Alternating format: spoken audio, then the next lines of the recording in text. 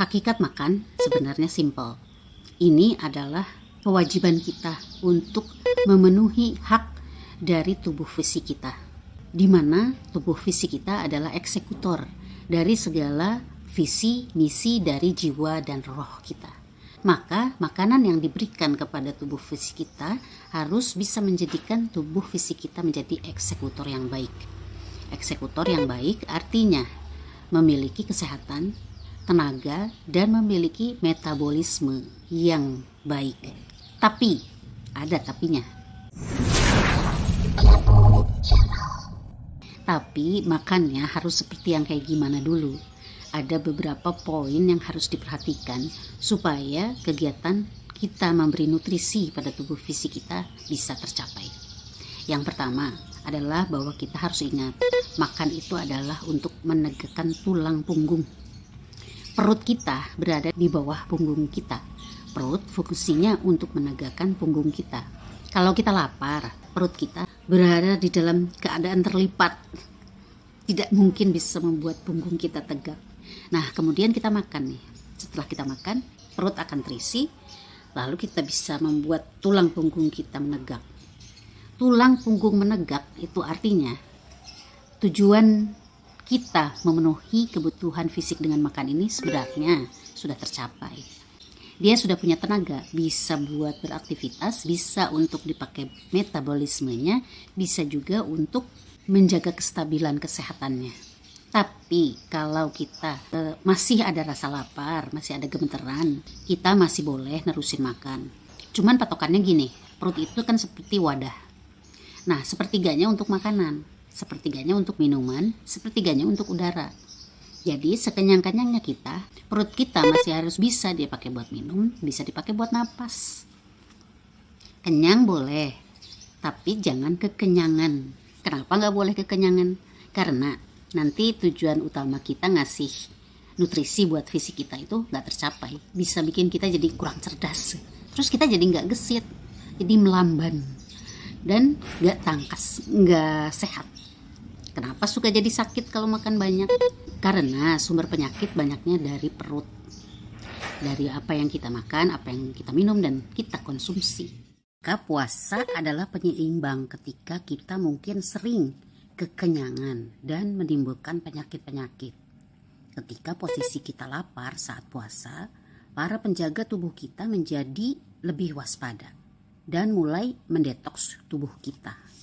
Poin berikutnya yang harus diperhatikan adalah makanan itu harus dilihat.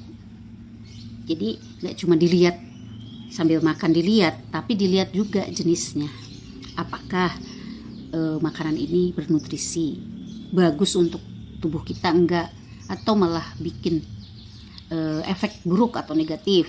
Makan ini misalnya bisa bikin kita nanti jadi tensinya naik, bisa bikin kita asam urat, atau malah bikin kita jadi bertenaga, prima, vitalitas meningkat. Ya, jadi dilihat juga apakah ini pantangan buat kita atau apakah ini bakal ngezolimin kita dan seterusnya. Begitu pula perhatikan porsinya. Kalau saya nih makan siang itu porsinya lebih banyak daripada makan malam. Karena tenaga dari makan siang akan dipakai untuk beraktivitas. Masih banyak kan yang masih bisa dikerjain selama siang sampai menjelang malam. Nah, kalau malam makannya lebih sedikit karena tenaga yang dihasilkan dari makanan itu akan dipakai buat memperbaiki sel-sel tubuh kita pada saat kita tidur. Jadi nggak ada cerita ada makanan yang nggak kebakar kalorinya atau nanti bakal disimpan jadi lemak. Nah, jadi cukup aja buat kegiatan pemulihan tubuh. Karena kan kita juga nggak akan ngerjain yang berat-berat lagi kalau malam. Poin berikutnya adalah nggak bikin momen makan itu menjadi momen yang senyaman itu. Apalagi kalau kita udah lihat cara makan Nabi. Kalau cara makan Nabi itu, misalkan nih makanan digelar di lantai, karena nggak pakai meja. Nanti Nabi itu duduknya itu setengah berlutut, bukan bersimpuh ya, tapi setengah berlutut, tidak bersandar atau nggak berdiri. Jadi duduk. Kalau setengah berlutut terus ngambil makanan ke bawah artinya setengah merunduk ya. Di situ ada hikmahnya. Kenapa seperti itu? Itu artinya Nabi Muhammad SAW itu menghormati makanan, rezeki dari Allah. Jadi harus seperti itu. Terus makannya bareng sama teman-teman lain, selalu ngajakin orang lain untuk makan bareng. Terus makannya juga sampai tulang punggungnya tegak. Setelah itu lanjut beraktivitas. Jadi kalau dilihat nggak ada pose-pose yang nyaman, kayak pose yang sepintas aja gitu. Jadi poinnya di sini sepintas. Kenapa sepintas? Artinya nggak ada celah untuk nyaman sehingga bisa berlama-lama di situ.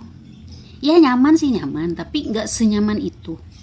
Kalau kita lihat apa yang saya alami, fenomena yang kita lihat sekarang, itu kan biasanya orang itu bikin momen makan itu menjadi momen yang sangat cozy, sangat nyaman, dibikin asik. Jadi orang bisa berlama-lama di situ dan makan lebih banyak dari yang seharusnya. Dan biasanya akan berakhir pada kekenyangan tadi. Jadi untuk menyiapkan makanan, kita nggak perlu seriwuh itu, nggak harus berlebihan dalam mempersiapkan makanan. Yang harus menjadi patokan adalah bahwa makanan itu akan memberikan nutrisi, memberikan tenaga, dan nggak punya efek negatif sama tubuh. Maka mari sama-sama kita coba cek di poin mana yang kita masih kurang. Kita coba perbaiki biar hakikat makan sebenarnya menjadi terpenuhi. Kepo Channel.